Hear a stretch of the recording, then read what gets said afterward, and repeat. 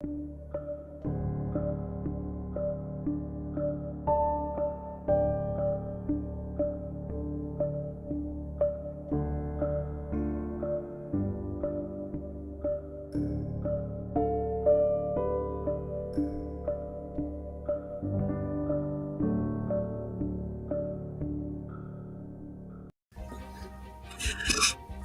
creatives, community, and kind folks. Welcome to RPG with DBJ. Of course, I am your host, DBJ, and all of you that are able to take part in this show live, 6 a.m. Eastern Standard Time, of course, are our co hosts. And we are taking a look at pop culture figures and using them for our tabletop role playing, world building, and experiences. And we're taking a look at The Boys. Not not sure how deep we can go with many of the characters from The Boys. YouTube has some limitations on language and visuals, but also we're going to be talking about some not safe for work commentary about many of these characters. So yesterday we talked about Homelander. We now have to talk about his nemesis, the leader of the boys, the assembler himself, Billy Butcher. And Billy Butcher, who, played by Carl Urban, and I dare say, as said this before, that the televised portrayal of the boys, I feel, is much deeper and yeah. We not sure what how long is it into the video in YouTube? Is it where you can start using like a adult language and imagery or something? It's something like 10 minutes or whatever. Anyway, it's you can't get that first 30-minute clip with like foul language and stuff. Yeah. Billy Butcher's probably going pretty deep in, given the fact that everything about this character is he's rude, he's hateful, he's despicable. It's and excellently portrayed. I love it. I love the over the top mannerisms that he has. You know, the dark jeans tucked into the unlaced boots, the I don't know, worn long coat that he has with I don't know, stab wound or bullet hole in it that he just patched up with duct tape. It's hilarious and what a great portrayal. And also he's an immense asshole. Like let's get this more crazy. There we go. There he's got a crazy look on his face. What a great character. So in contrast to our hateful adversary, Homelander, Billy Butcher is supposed to be our protagonist. And given a little background, Butcher is an military operative, I believe British Special Services or something of that nature, CIA. Anyway, it's ephemeral. It's out there. He's used to be. What is BB's power? He doesn't have any, or rather, he doesn't have any genetic superpowers. Well, if you watch the show, Compound V does take part in the televised version of this show. I'm not really certain what the comic book does or graphic novel comic book series does with him, but from the onset, he is a normal human being who has a insatiable appetite to destroy every single soup in the world. He feels that superpowers and soups in general, the whole soup culture, the idea of capes and masks running around, that whole superpowered beings representing the very worst in social and economic and political power. He feels that he lives by the mantra that power corrupts, absolute power corrupts absolutely.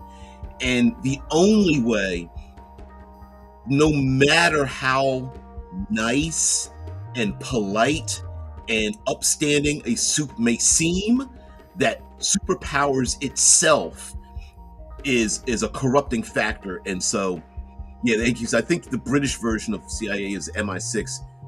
James came. I believe that's the James Bond recruitment, or where he came from before he was inducted. Not really sure.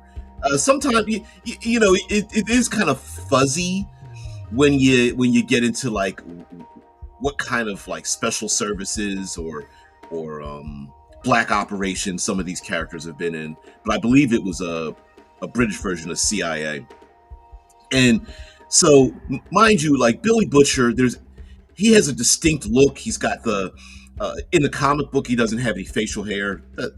Facial hair doesn't really matter, but the Hawaiian shirt and the worn long coats that you don't really see too often anymore, the unlaced boots and the jeans tucked in. It's got a pretty distinct look to him. Oftentimes carrying around a crowbar. In the comic book, carries around a crowbar. I think every once in a while he's got a baseball bat or some kind of like really large blunt instrument, a hammer or something, to really take it to the Supes. Now,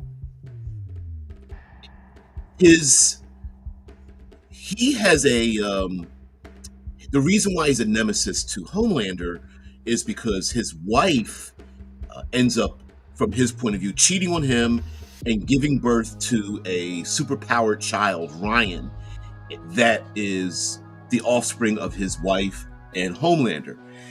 And he understands that, like, it doesn't matter how good of a guy you are. It doesn't matter how much of a human being you feel you are in this world. The Supes themselves will always be superior. They will always have power, and their existence is a threat to normal human social interactions, because people will always be influenced by it. Outsiders, internally and externally, people will crave that power, and even his allies, his superpowered allies, it's taken him a long time, and he may even sacrifice them. We don't really know, because Billy Butcher keeps most of his, other than him being intimidating and being a smartass and being sarcastic, he keeps most of the other emotions to himself. Very rarely does he release that to expose that to anyone else. And you get the idea that his mission requires him to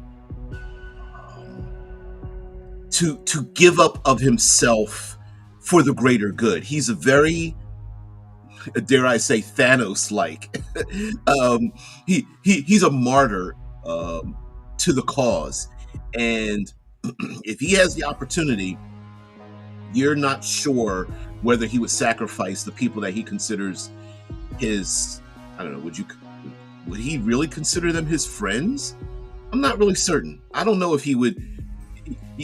They are his friends reluctantly, because he understands that he really can't have friends in this mission to take down the Supes. And he's often caught between loyalty to these individuals who he is trying to help emotionally and socially in this world, and the mission to take down the Supes, because he knows point blank that they are the worst thing society has ever created. Amen. You see what you guys say. Drew says in the comic his dog is much more present. Yeah, like a white bulldog. But I'm glad that it was at least somewhat in one season present. Yeah, he's in. he has apparently he has a bull in the graphic novel. He has a bulldog that kind of represents his attitude as well. Very John Wick of him. When John Wick pulls the pit bull, it's kind of like that. Like the pit bull and him get along really, really well, to the point of he doesn't need a leash. He really doesn't even need to talk to it. But it and him are like one and the same. They're like on the same page. And of course, every once in a while, like the dog does the coup de grace, where it like finishes persons off by peeing in their face or something like that on a dead body or whatever, or it's like found with a severed forearm in its mouth or something like that in the comic book. It's very much like that. Now, Billy Butcher, um, Carl Urban's depiction of Billy Butcher, it rides a fine line because everything about this character Butcher, to me, comes across as a villain. He's rude, he's crass, he doesn't he's started to erase most of his social norms in terms of operating in different social structures in the world. He doesn't have very many social skills. He's very direct. He threatens and belittles the very people that are closest to him, let alone all the other people that he doesn't know in the world. And his focus on destroying Supes makes him a bit psychotic. And so as a character, he comes across as a villain, very much so. And every once in a while, like he will come into a situation where he tries to lay down his words of wisdom with a lot of F-bombs and things like that laced in between to let his allies know, like, listen, you can't trust these people. And he will, at the last minute, come and save his allies and tell them, like, you not only can you not trust them, you can't even trust yourself around these Supes. So it's very fun. And like I said, he's so much of an asshole. You wonder how he's even able to collect this ragtag group of people known as the Boys. They don't really have a name, and how he's able to get them together. And there's a lot of fights with his allies, the group that he's assembled. They don't like him. They really want to maintain a sense of normalcy. They want to keep their morals and ethics and integrity together, and he's always trying to get them to break that and to think beyond those kind of things. Also, he's a pretty creative guy. For a normal human being to take out superpowered individuals, he's very creative, and the televised version of it, yeah, hey, my skin is like a carbon fiber, you can't get through it. And he's like, okay, well, we can always stick explosives up your rectum. That'll solve that problem. Like he does a lot of things that are unique and problem solving. That's hilarious. Does Billy have a master plan for what to do with the Supes once he gets a hold of them? So a lot of it is he often has a plan, and the plan goes to shit, and then he's got to come up with new ways to hold these Supes down. Many of the Supes are completely invulnerable to normal human attacks. Usually high explosives tend to work. Many of them are very, very dangerous. Some of these Supes have powers that easily can kill people with the flick of their wrist or a view of their eyes. So it's difficult to describe the situation he's in, the situations he's been in. He absolutely uses one Supe against another. He will, there's the chemical compound V that gives people superpowers temporarily. He's used that on people to spoiler alert, he ends up using it himself temporarily. At one point, he's actually, a small child has been Vought and other nefarious organizations have experimented on children and with compound V, and at one point he's carrying around a baby carrier, and the baby can be tickled into shooting lasers out of the baby's eyes, and he's carrying the baby on his chest. It's so weird, and it's quite hilarious.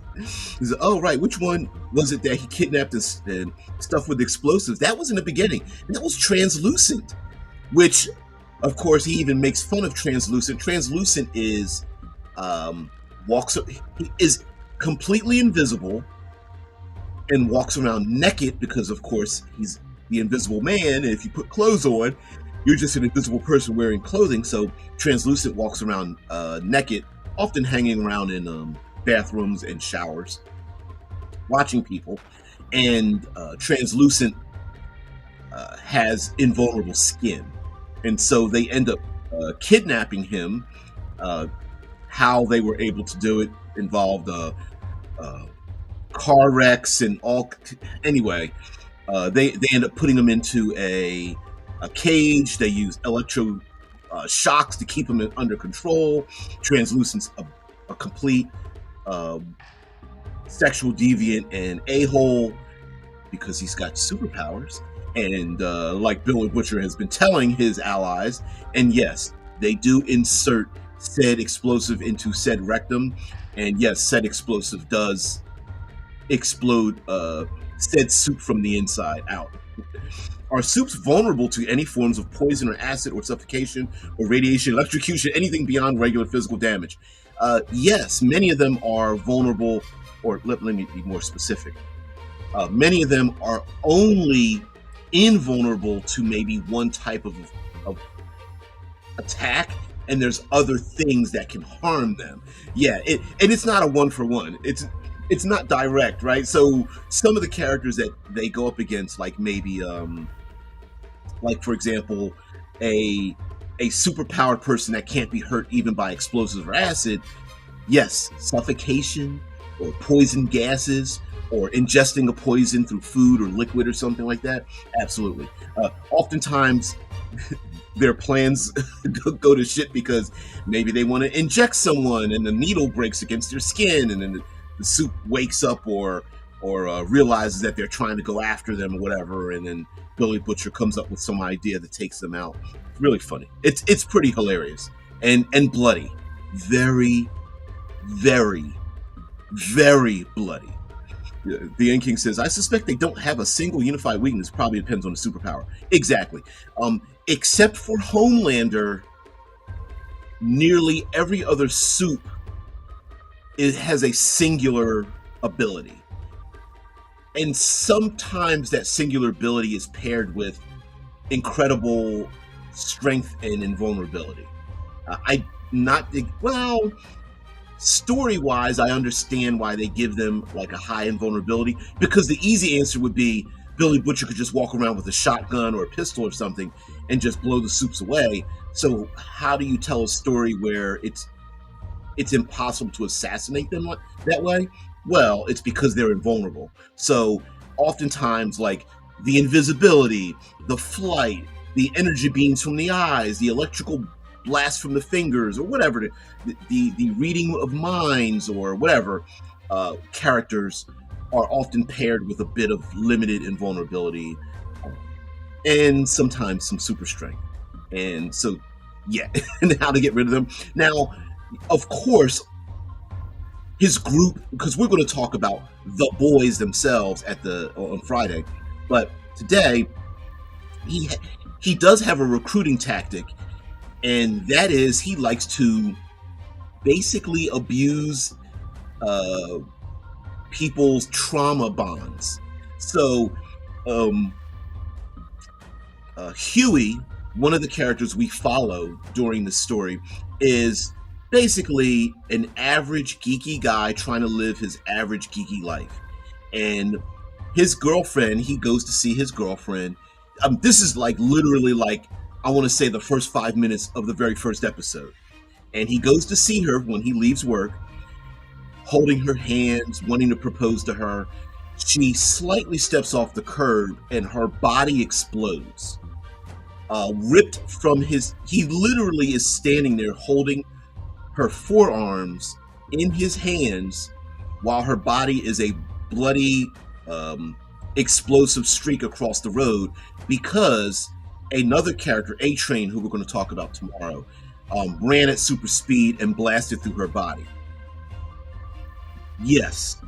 And so from that point on, we realize that a number of these characters have trauma bonded over their interactions with soups, and Huey being one of them that really wants to curl up in a ball and into a depressive state, and instead Billy Butcher comes along and harnesses his hatred and his anger, Huey's anger, and realizes Huey ends up realizing and even taking on Billy Butcher's mission. Like, you know what? Yeah, I get why these superpowered people need to be stopped. Oh, you're so funny. Drew, really, Drew. Oh, slow clap there. Yeah, guess Huey's girlfriend Robin caught a train there. Yeah, that can be taken a number of different ways. Oh, horrible. Um, the graphic novel, like Drew and I were saying the other day, the graphic novel is very salacious and takes superpowers and tries to put the most deviant behaviors onto some of these superpowers. And a train running at super speed, blasting through human beings. Yeah, um, that's our first introduction, and it just gets worse from there. How it gets worse, it just does. So, Billy Butcher. Now, he's a great ally. If we have to go to the tabletop role playing part of this, because this is what we're talking about here. Billy Butcher is so irreverent that you can't help but like grin and smile when he steps into a room. Um, how he's able to navigate society, I really don't know, because he's so rude and impulsive and snide and sarcastic that I'm surprised he can. I'm surprised his force of personality is such that most regular folks, like, they're stunned by his appearance. And part of it is because Billy Butcher, despite all these negative aspects he has, you can tell that he sees the world for the way it is. He doesn't sugarcoat the world. He doesn't like to play the normal social games of being polite, shaking hands, small talk. Okay, now we're ready to have the deep discussions. He cuts straight to the meat, and oftentimes his portrayal when he comes into normal social interactions, it's like he doesn't change the way he dresses, he doesn't change his tone of voice, he doesn't calm down his vulgarisms, and yet he's still, like, on the average isn't being like kicked out of restaurants or having security go after, although that does happen quite a bit. But yes, he's very much a singular entity, and yeah, if this campaign is based on the boys, Billy could have specifically recruited us exactly, and coming up with how you got recruited and why. Usually, like I said, from that trauma bonding, that's why they really are all together, because they all understand, even though they all don't have the exact same story, they understand, yeah, something horrible happened to you, and this is how we're going to proceed with the story. Mind you, there are times where Billy Butcher tries to, either through external or internal exposure, Billy starts to soften up a bit, and then something happens in the televised boys, and he just hardens the hell up. Like, for example, he finds out that his ex-wife agreed, and agreement is not necessarily a word you can use with Homelander, but to save Butcher's life, she decided to hide away to raise Ryan, who is Homelander's child, biological child, with his ex-wife. And Butcher realizes that he makes a promise to take care of their child, because she knows that she's not long for this life. And at one point, I believe, and you guys correct me, especially Drew, you and King, you guys know, didn't Ryan kill his mom, Butcher's wife? Isn't that how it happened? Something like that. There was even a case of someone telling Butcher, you could raise Ryan to take out Homelander because no one else could except for his own child. And would he use his own child against him? It's wild. Drew says, speaking of female characters, I think it's great how the show made some of the secondary characters from the comics like Mallory, Newman, and Stillwell women who had been men in the comic books. I agree as well. I I'm not exactly sure why today there's an underground of every dudes wanting to have a sausage fest everywhere. Women literally make up 50% of the population, but many of those characters, especially the portrayal of the normie characters and the female characters in the show, is in a show with a lot of debauchery, is pretty amazing. It's this show doesn't pull punches, and so sometimes the ladies are involved in a thing, and it can get pretty graphic. Let's just say, not all the ladies, but many of them. I believe it's Newman that can basically pop skulls. They don't tell you exactly what that superpower is. Although having the superpower to explode someone's skull, I guess, is a unique superpower. I mean, is it an air bubble she puts in your bloodstream? Is it I don't know. They don't explain it, but rest assured, with a simple glance, she can make your skull explode. Except for, they hint that except for Homelander, or Homelander basically says something to the effect of, "Yeah, what you do can't work on me." So yeah, there's another problem with that. But yeah, I love the characters. The first season, Homelander's obsession with, what is her last name? Is it Stillwell? Homelander's obsession with the one of the CEOs of Vought, and she ends up having a child, and he's using his X-ray vision, watching her through the wall while she's trying to pump breast milk. I'm just like, oh my god, this show. Drew says, in the comics, Becca dies giving birth. And Ryan gets killed. What do you mean? Soon after, still as an infant, since he burst pretty much like a xenomorph out of her. I barely remember that. I don't have the graphic novels. I remember reading them with a friend of mine who collected all the issues and things like that. Yeah, I completely forgot about that. And listen, that makes a lot of sense, right? A super baby claws itself out of the womb of a woman. That's in the realm of the boys. We know that. I really like how the show made Ryan a proper character and explored their much more family dynamics. Oh, killed. Okay, I get it. Ryan gets killed soon after, still as an infant. I do like the televised version because now, what do you do with a superpowered child that's like Superman, right? And yes, in classic comic books, Clark Kent is raised in Smallville with a family and such, and we get to see portrayed in the show this impressionable child who has the power of the gods. What do you teach them about right and wrong? What do you teach this child who could kill you in a moment?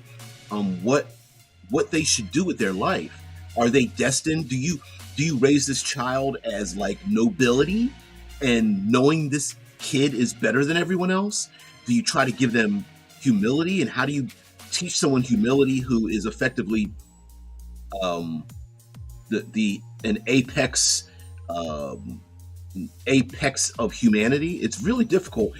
Pretty interesting when Ryan is just and Homelander's relationship, which strangely enough is kind of sweet in a despicable kind of way, because Homelander's Homelander could care less about all of humanity except for this one person. and that is him stumbling through what it means to be a parental figure when Homelander himself is a child, mentally, and trying to raise Ryan and teach Ryan, and Ryan's trying to be a good kid, and Homelander's like, no, just tell this person what you want. And Ryan's like, I want a milkshake. Give Ryan the keys to your car. It's just, oh, there's maybe we should do. We may end up having to do 2 weeks of The Boys. I don't want to, but maybe we might have to. When he told that lady, it was like, no, slap him. No, slap him again. And then in the background, the sound bite is just her continually to like slap this man to death. It's pretty funny. Drew says, overall, the show deals much more with the theme of family dynamics. And you know how much I enjoy thematic stuff. Yeah.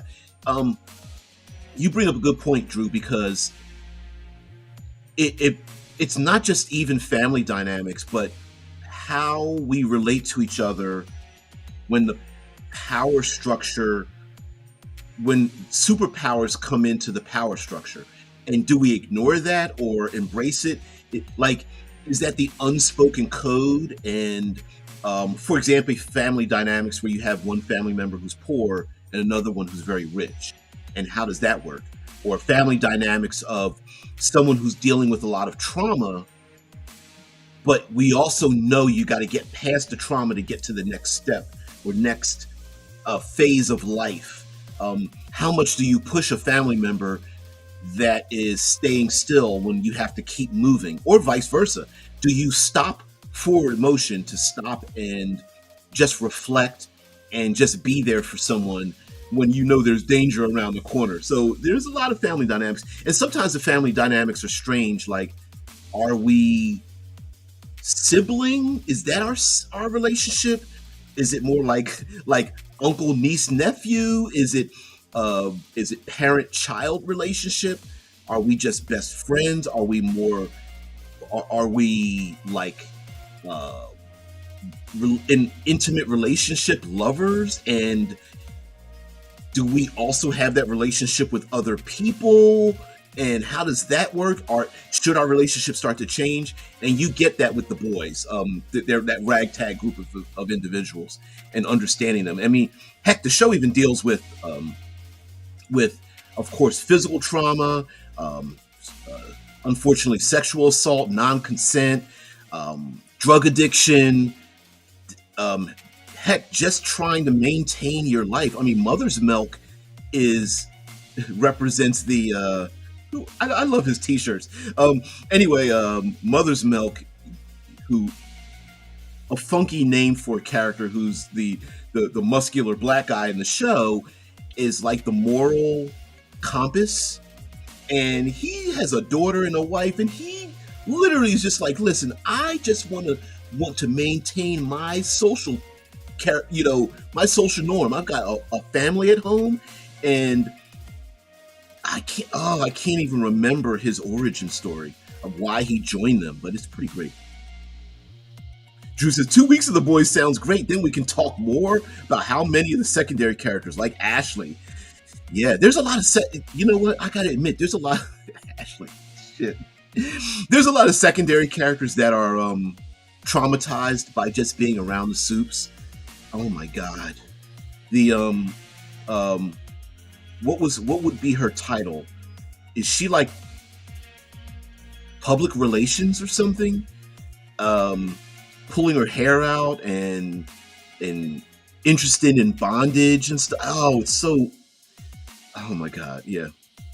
Yeah, Drew says MM always has perfect T-shirts. For those who are not familiar with hip hop music and rap artists, every time he shows up, he has a T-shirt about some classic rap group or song or artist or something like that.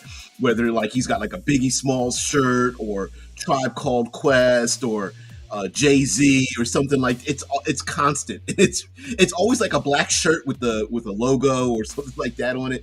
It's pretty fun. It's pretty funny. Yeah, but even Mother's Milk kind of represents the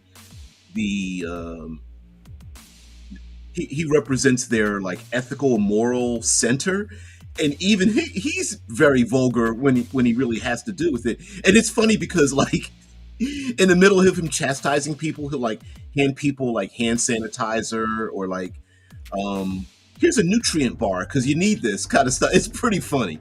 It's very funny. uh yeah, it's hilarious show. Getting so we got to go back to Billy Butcher because um, Butcher is like the gravity that seems to hold these people together, and he's the one that reminds them that they're on a mission to take the Supes down. And we're often confronted in the show that the Supes are basically people too, or rather, if they are new in their career or just new in their after being having a compound V, and they aren't quite corrupt, there is a you know in a weird way, it's like there's always the question that you pose to time travelers, and that is, if you knew someone would grow up to become a genocidal murderer, maniac that murdered millions of people, would you go back in time and kill the child? And that question is posed over and over again in the television show, and Butcher has made up his mind. He's basically has said, yeah, it's worth it. Like, yeah, he'd go back and smother that well, you get the impression that he says he would do that, and there are times where he even has to compromise his own mission. So we try to empathize with him. So he's not completely an asshole, but he will do many things in between, and to like satiate his own anger and frustrations with Supes, as well as trying to achieve his goal. Uh, Great character, great. So as an ally, he's great because, again, like the End King says, if we were doing this as a tabletop role-playing game, Billy Butcher would be the recruit. Hey, he's the one that reaches his hand down when you're covered in blood and gore to pull you out of the wrecked building because some Supe slammed into it in the middle of a fight. And hey, yeah, we need to take them down. Let's go for it. Billy Butcher also is the person who, without hesitation, especially if it involves violence and lots of violence and deviant behavior, he will not hesitate to join you in what you need to do. His vulgarisms, in a weird way, kind of bring people in because he doesn't need to walk on eggshells around anyone. He doesn't do it at all, and that can be pretty enticing for players, especially if they have to hold to a very high social standard, social status standard, and Billy Butcher just comes along and is like, F you and F you, mother, blah, blah, blah, in his highly accented British humor, British accent, and recruits the PCs. It would be very awesome. So now, as an adversary, the reason why Billy Butcher vacillates between villain, adversary, and ally is because many times the very people he recruited try to stop him, because Butcher he almost has a death wish, that he's so committed to this goal to take the Supes down that he considers the fact that, well, he may have to sacrifice himself, and he will dive into danger. Many of these Supes could very easily kill him. He'll dive himself and put himself into dangers that his other allies are like, this, you're pretty much going to get yourself murder killed by confronting like Homelander on his home turf, threatening A-Train and all these other super powered people, and Billy Butcher just does not care. So there are times where Butcher is on a mission and everyone else is like, we need to be quiet, we need to be stealthy, we can't draw attention to ourselves, and Butcher wants to take a crowbar or a sledgehammer and charge right through the front door. And So as an adversary, he's probably going to be on your side, but he's probably going to make a lot of noise doing the thing. And the PCs may not want that to happen, unless, of course, they want him to do that, to become a decoy or a distraction or whatever. Drew says, I think it's pretty easy to get along with Butcher. All you have to do is not being a C word. Yes. He Butcher tends to have categories for people, and he does not like people falling into the C word that rhymes with punt. um, in his in his orbit, he'll let you know. He says that word quite a bit, to the point that I wonder if like if you were to look at the world through his mind's eye, are there just a bunch of punts walking around, and then a few human beings scattered in between? It just oh my god. Let's look up Billy Butcher quotes. Let's see. Let's get some really favorite Billy Butcher quotes.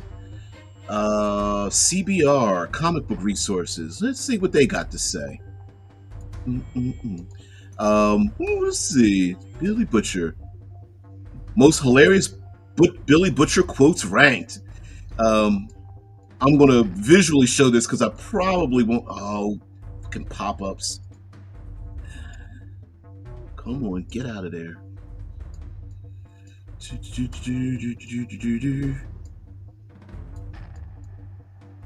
Okay, there's one. Don't worry, Daddy's home. Okay, that's cute. That's a cute one.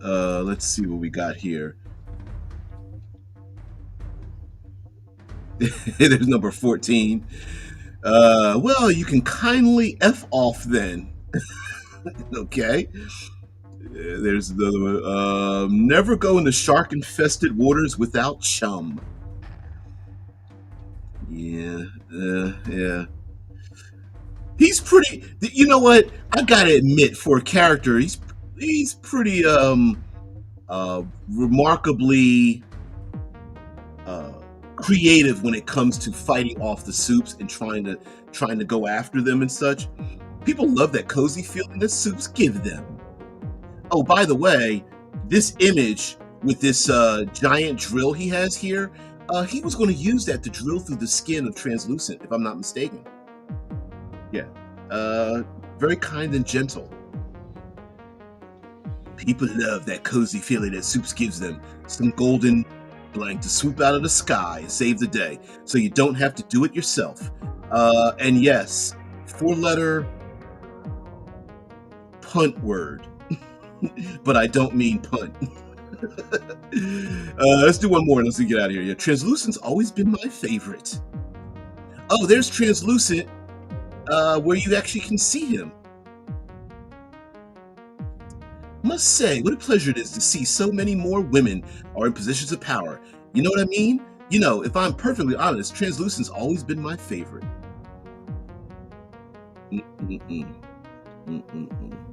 All right. We'll cross that bridge when we burn it. He's so hilarious. And where I'm from, see, it's a good thing. Yep. Yeah.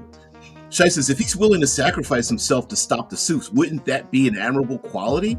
Or is the problem just that he's willing to get everybody else killed in the process? The problem is he doesn't mind collateral damage. And his focus is noble, but the collateral damage part of it, especially with people that trust him and he's trying to engender trust, is the issue. And for example, slight spoiler alert, a spin-off show called Generation V, of college students that are also have been given Compound V. You end up finding out that there's a plot point in which a virus is being developed that can kill those who have compound V in their system. The problem is that some of their allies actually are Supes themselves. Starlight, and is her name just called the girl? She's mute and she can basically rip. She's like a bestial animal. She can rip people to shreds with her fingertips and things like that. She heals. She heals like Wolverine when her bones are broken and whatnot. And Butcher knows that if this virus was made, and spoiler alert, Butcher has some compound V in his system as we speak, that it would kill them. And despite the fact that they're allies, and despite the fact that he actually had, I mean, he really does have some feelings for them, even though he doesn't like to mention it. He's like, yeah, but we have to stop them. So does it mean they might have to die? Sure. And so he's willing to take that risk, or have other people suffer from the risks that he's willing to take. So yeah, is the female of the species, Kimiko, the female of the species. That's right. That's funny. Drew says, regarding quotes from Butcher, I found his Spice Girl speech in the first season perfect. Yes. I know the Spice Girls one is in here somewhere. It's got to be in here. Oh, man. Let's see if we can find it. A stranger is just a friend you haven't met yet. That's cool, yeah. Mom's best china. How much is... Let's see. All right, let's put this quote up here. Or actually, can I get it even bigger? Yeah. The female of the species, Kimiko, and yes, she's definitely is a Spice Girl. Flesh render spice. Rip flesh from skin spice. You're a bunch of pathetic soup worshipping unts. I bet you thank a soup if they shit on your mom's best china. Did it ever occur to you that they split your spine or broke your just for a laugh? Where's your effing rage, your self-respect? Sitting here in your little share circle, having a little whinge and a moan. Effing let go. You should be out there with the effing chainsaw going after them. Just a bunch of scared effing rabbits. And hearing him say it, the quote itself is awesome. Hearing the actual hearing it from Carl Urban is just it's chef's kiss. Huey, you've done a murder. Oh man. Okay, where's the Spice? There's got to be a Spice Girls one. No, Happy Meal. I've got my phone linked to the Find Your Shitheads Friend app now. Where the F are you?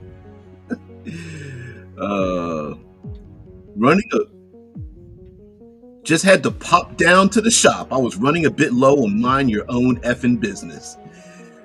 I love this character. So, Billy Butcher as an enemy. Now, like I said, I think he comes across as a villain, right? And he has all the attributes of a villain. And what makes it great is when I compared him to Thanos, Killmonger, the movie version of some bad guys we've seen, Billy Butcher turning into a villain actually makes a lot of sense and would be great, especially if the players end up getting an attachment to him and he decides to turn pure villain, because he doesn't have to. Sometimes we'll see a villain turn and it's abrupt.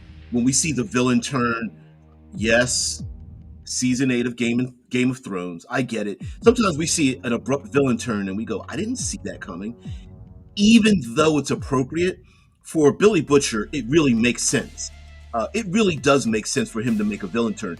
And I could absolutely see him feeling sad, like having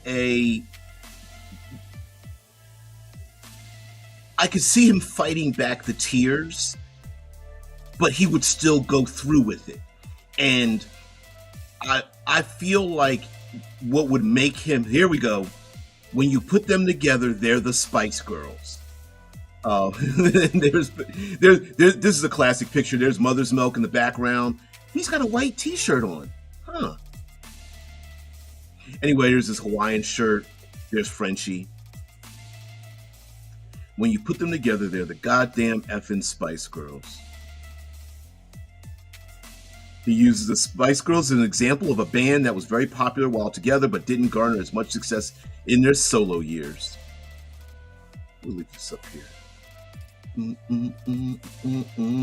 So, also, I think it would make a great storyline where the players have such a connection with him, they don't want to stop him, and him or her. We're just using this as a framework for a character, right? And also, I think it also makes sense that Butcher himself wants to continue with this plan or project or mission, and continually is begging the players, like, please don't stop me, because you know what I'm going to do. Please don't stand in my way, because this thing needs to be done. Especially as a villain, if he's willing to martyr himself as well, that may even make it even more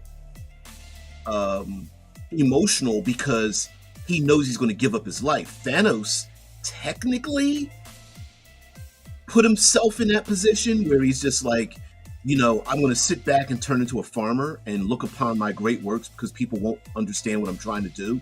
And I could see Butcher, what a really strange, great, amazing way to end a campaign of superheroes where Butcher puts out a virus or some kind of EMP nuke or whatever the case may be that murder kills everything single Supe in the world.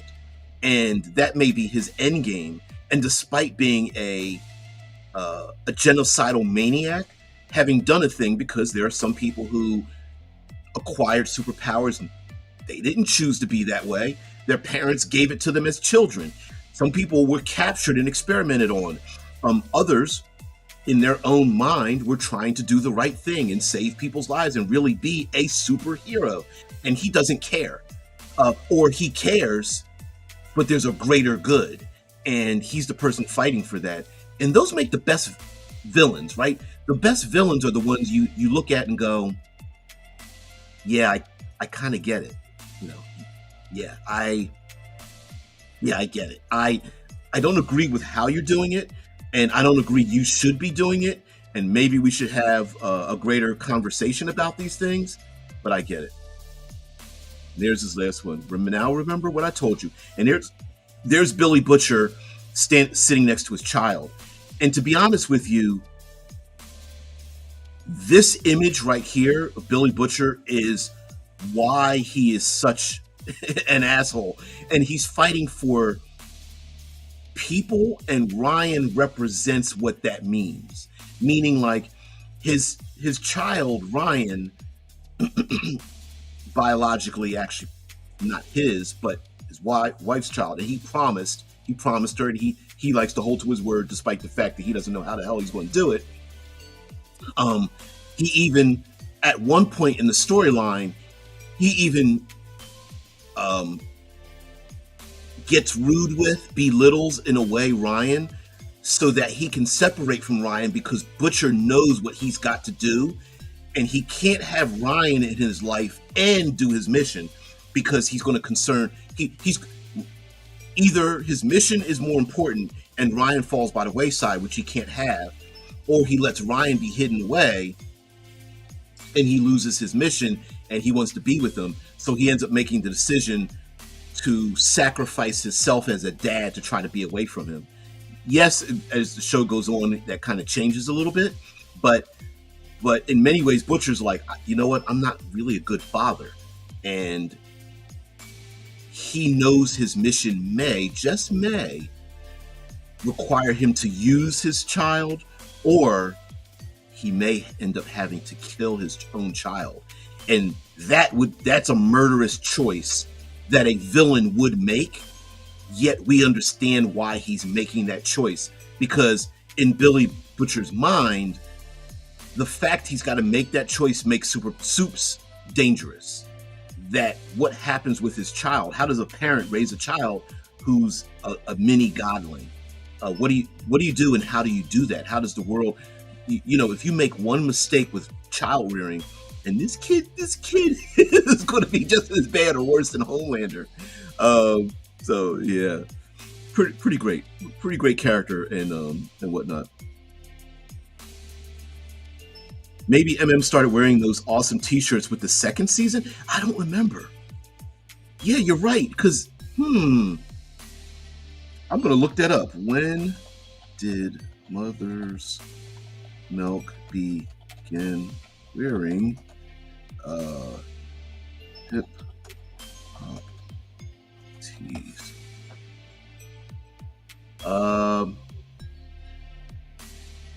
Let me see. Here's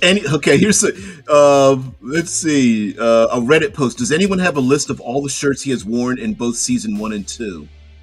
Let's see. Laz Alonso explains why Mother's Milk wears hip-hop shirts.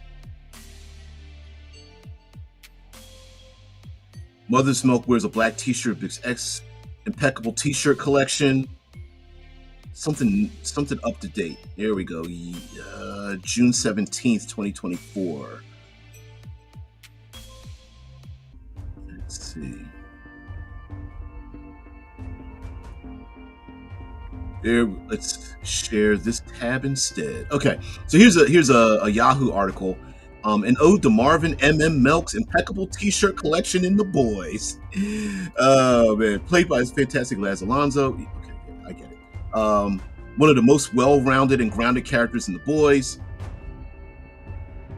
Let's see, he isn't the fearful Huey, nor the often callous and unpredictable Butcher. He's not a Supe.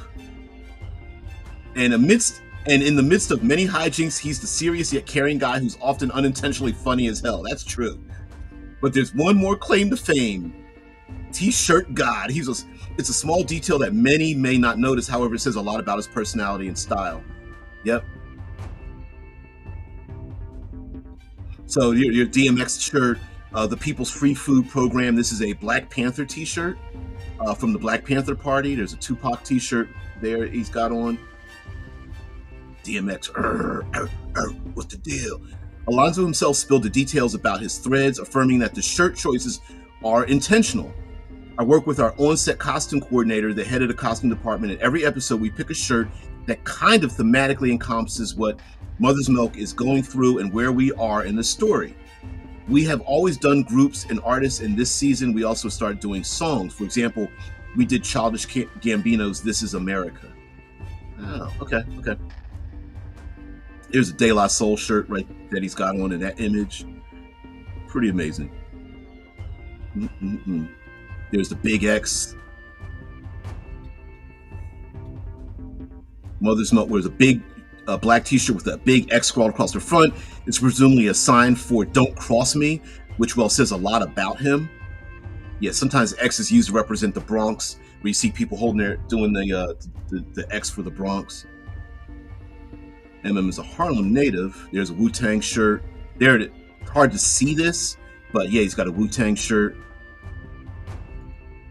Boogie Down Productions, BDP. Yep. Boogie Down Productions. Want to get paid. I can't. Public Enemy. That's the person standing with their arms crossed in the crosshairs of a sniper.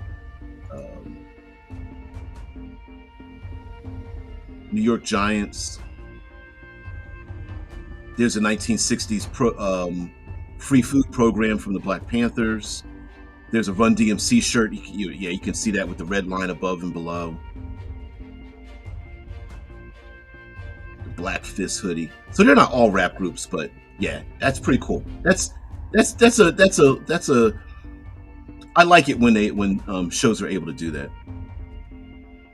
So anyway, maybe didn't maybe didn't go too much into Billy Butcher. Although I will say, actually, let's go with this one.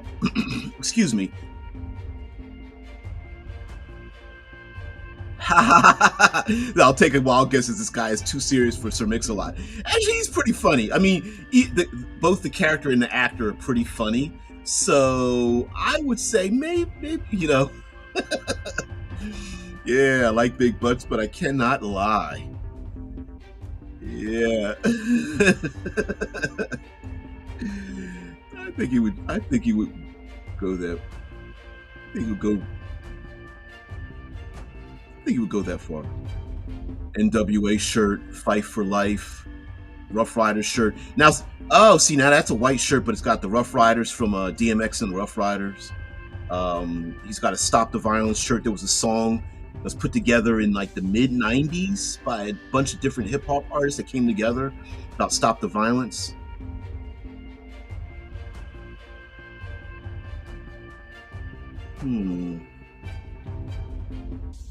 Snoop Dogg t-shirt, Tupac t-shirts. It's fun. So, oh wow, I forgot he had a Gangstar shirt. That's an EPMD. Those are like hip hop groups that are, I mean, you have to know.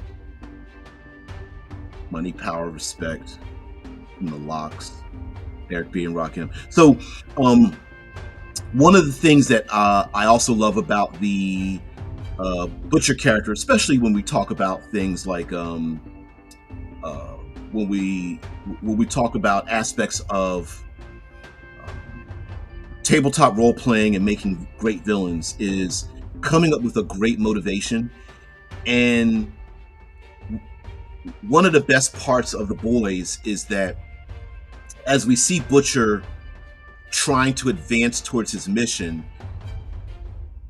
he has a lot of anchors on him. So on one hand, the anchors on him are his reluctant love and devotion for the people that are in his entourage.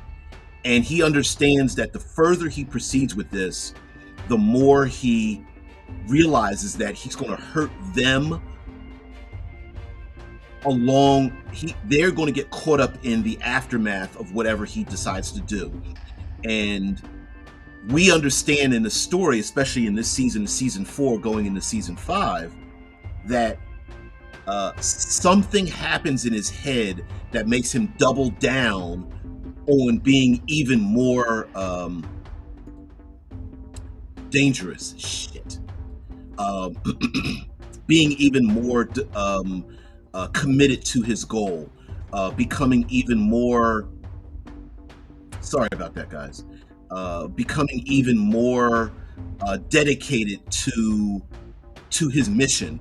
And that makes a great villain, especially if the players are able to grow with that mission. By the way, I have this image up here of MF Doom. MF probably standing for M and F, and you get the point. But MF Doom is a very highly rated underground, pure lyricist hip hop artist who has passed away, and often is seen with the imagery of a urbanized street-like face mask similar to Dr. Doom, and very underground. And so yeah, very underground, very hidden kind of individual. And so MF Doom, kind of a little bit, which is funny because he's sitting right next to, what is this, a diaper ad or something? Very crazy. But anyway, we will get into A Train tomorrow, and moving on with the characters, especially, like I said, ending this with Billy Butcher making a villain that has grown to become a villain within the midst of the player characters, and the players know the steps that it took for that character to travel from one element of their life to the next, so that the players understand, you know what, in a different time and place, I probably would have made the same decision, but we can't let you do that thing. And unless the players join, will this actually make this bigger? Oh, wow, it will do. So unless the players join the bad guy, which would be pretty interesting. I think that'd be a great story twist to have this character who's allies with the players and goes, "Listen, I'm going to do the most horrible, despicable thing to achieve my goals. Are you with me?" And then the player characters go, and then you just stop the campaign right there. The player's like, "Are you going to join with me?" And they're like, give me a thumbs up or a thumbs down." And the thumb is like kind of doing one of these numbers where the players are like, "Ah," it's the spinning top at the end of Inception. And you just go, "Don't even answer. We'll come back to this campaign maybe later on." And everyone's like, "Oh man, that'd be awesome. Like, do we join them or don't we join them?" And or maybe even living like 3 months after.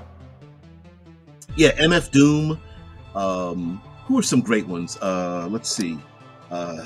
MF Doom, Token. Who else? Awesome lyricist that isn't extremely popular. Coast, Contra. Who else are? Trying to think of some underground lyricists that are. They end up throwing in a lot of Big Pun. He's great. Black Thought.